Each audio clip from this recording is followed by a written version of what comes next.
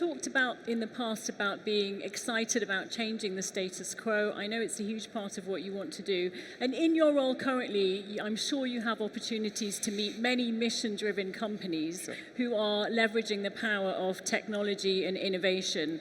So do you really go out to seek out these mission-driven companies? Is that a key part of your strategy? So our strategy is really to work smart, not hard. We can easily have one company with 20, 30 employees in every continent. Maybe one less continent, but every continent. But at the end of the day, that's not really the gist of how we make decisions.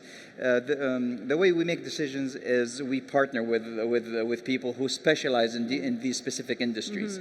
And the reason why I tell you we're a sector agnostic is because we specialize in partnering with really amazing VCs who have got their crystal ball. They're really into their specific market.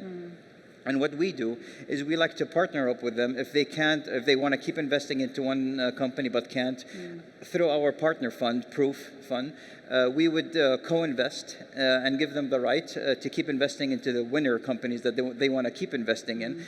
And we can stay away from really focusing on one sector and really having a much broader vision on what companies we invest in. And I think it's really paid off really, really well for us throughout the last 6-7 years. We've been doing that for a while now.